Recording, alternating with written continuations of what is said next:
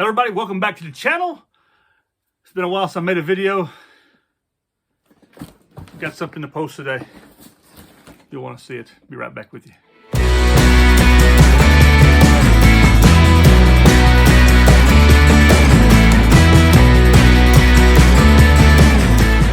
Welcome back. Like I said before, it's been a long time. It's been several weeks since I made a video. Been quite busy lately with work and that kind of stuff.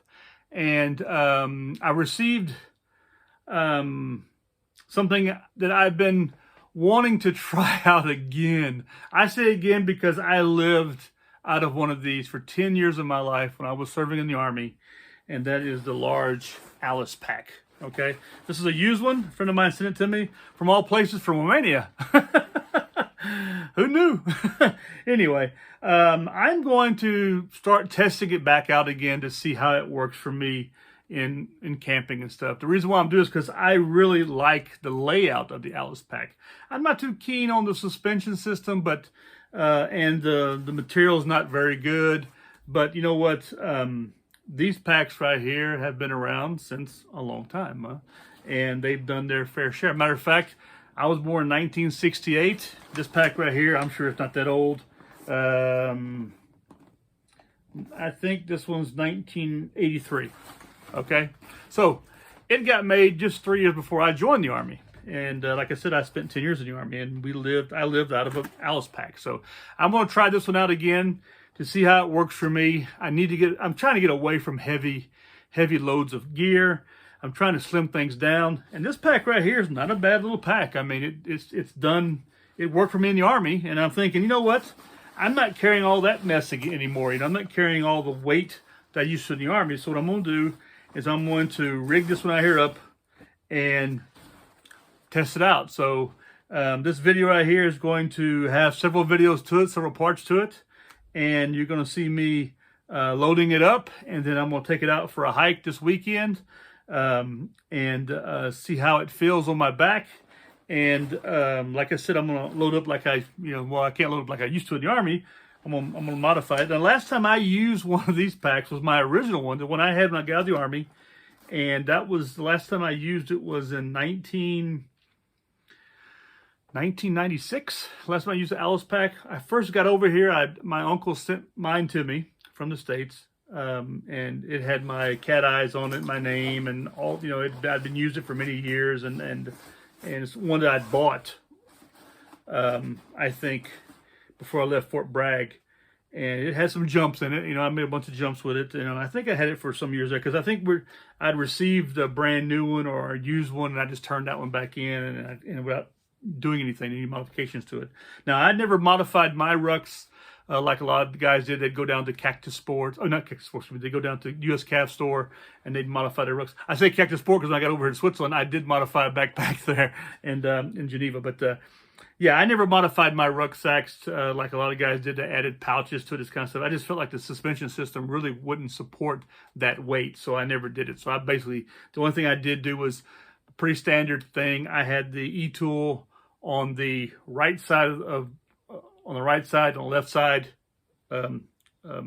carrying the bag was a 2-quart canteen, and then I had this 2-quart canteen strap which ran through the 3 outer pouches around the back through the frame and back to the other side, and that held it. And then I 550 cord everything, all the pouches down to the ALICE system, and that way when we jumped with it, we didn't risk losing anything. And even my E-tool was 550 corded or dummy corded to the inside.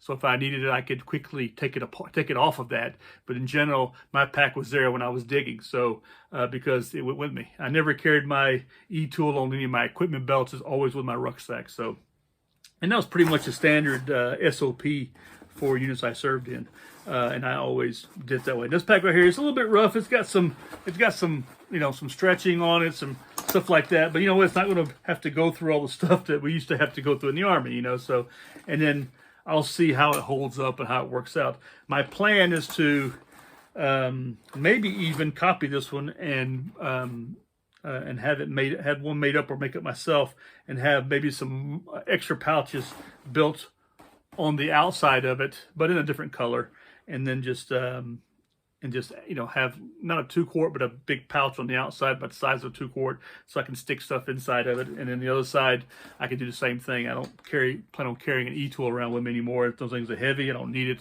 I do carry an axe and saws and that kind of stuff, but on the outside, I usually don't carry a lot anyway. Everything goes inside, has its place and goes inside a pouch. So these outer pouches, of course, they're going to carry what I need I can carry on the outside of my rucksack. But it's not going to do a whole, we're going to see. We'll see how it works out. And I'm going to bring you guys along for the ride. And I hope you enjoy it. But anyway, so if you notice this, we'll go around some of this. This is actually made by North American Can Manufacturing Company, United States. The frame was. And the rucksack itself,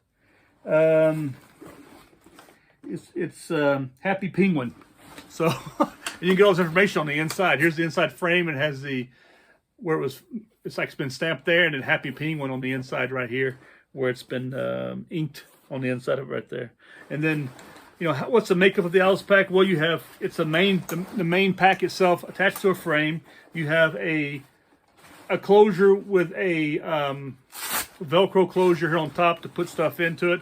Now, I don't mind that it's not waterproof, because I put everything in waterproof bags or containers on the inside of the rucksack anyway, so I don't need to do all that. And then you have the main compartment, which is a pretty big compartment. I want to say this is like maybe 60 liters, and if not more. And then you have then inside the main compartment, you have a radio pocket, which, I have carried a radio when I was in the Army, but nowadays in there, I put other things inside there I want to keep out of the bottom of the pack, and then I carry all my water inside water containers. I don't carry them inside of the blivets or inside of the blivets. I mean the I don't use this hydration systems like that that you suck through a tube. I don't like that. But anyway, and then on the outside you have 3 M16 magazine size pouches here on the top, and then around it you have 2 medium sized pouches and a larger pouch in the middle.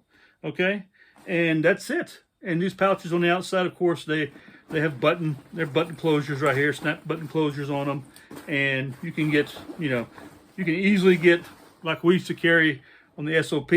I carried my my Gore-Tex jacket, camouflage ECWC jacket in the middle. On the left-hand side of the pack, when I was wearing it, and that side pouch was my poncho liner. Poncho, excuse me, with cords that was already fixed up to it. Was a poncho. And then on the other side, I had my Gore-Tex trousers. And then these magazine pouches, what I often do, if I didn't carry extra magazines up there, I carried extra cleaning kit up inside there. And then on the inside, what you tended to do is put your bayonet inside that main pocket and tie it to the inside of your rucksack, so when you jumped, you didn't risk losing it, because no one really used the bayonet. And I didn't carry it on my web gear, that kind of stuff at all. So, but and this one here also has some tie-down straps on the inside, which is something I don't remember it having in the past, but it does have them, which is interesting. And there you go. So I got my very first one in I got an interest in this kind of stuff. I went to Fort Lewis, Washington, and we were issued large Alice packs then. And that pack, I think when I left there, I bought a new pack and gave it to them. From the clothing and sales, just like that, because I just kept that pack, and that pack stayed with me throughout most of my career, and I never had any problems with it, Now, I'll tell you a quick story. I was attached to ROTC once, one summer camp, and the lieutenant colonel, who was the company CEO for this ROTC company, and there were several of them. He was from Oregon, and I remember him very well. He was actually a lieutenant colonel, and when he was a major, he was a Delta Force member, actually. And the only reason why he went to the ROTC is because they didn't have a lieutenant colonel slot for him there, and so he had to leave. And I think he was a Vietnam veteran, and he was an armored cav officer, actually. But he had the CIB, he had master jump wings, he had all the scuba and all this kind of stuff, and Ranger tab and all that kind of good stuff. But but anyway, I remember he told me to go down to Clothing and Sales and buy him 5 Alice rucksacks, with just the rucksacks themselves, not the frame. So I went down and bought them for him. He gave me the money. Went down and got them from him to Clothing and Sales. Got back, put them in his office, and that first morning that we were having a run with all the ROTC cadets, and then of course I was part of the cadre, the staff. Supporting him, actually. I remember I heard this ding ding, and he had that rucksack on his back, and I looked over and I saw a 25-pound plate fall out of the bottom of that rucksack, and then the second one fell out. He was running with the Alice pack on with two 25-pound plates in it. You know, I think it's 25 kilo plates. Excuse me. He was carrying 50 kilos, I guess. Something like that. It was these big plates he was carrying. I don't remember exactly the weight on them. Maybe I think they were 25 pounds. Maybe they're 45. I don't remember. But anyway, he had two of them in there, and they popped out. And I remember he told me to grab them, and I grabbed them, and I carried them in my hands for the rest of the run. And I was worn out by the time we got there. But then we get back, and then he just switched out rucksacks, and he said that was an old rucksack that hadn't broken yet. He'd been using it for a while, and then we just sort of stuck them in the other rucksacks, and he carried them. You know, and I think we went through several of those packs while we were all together.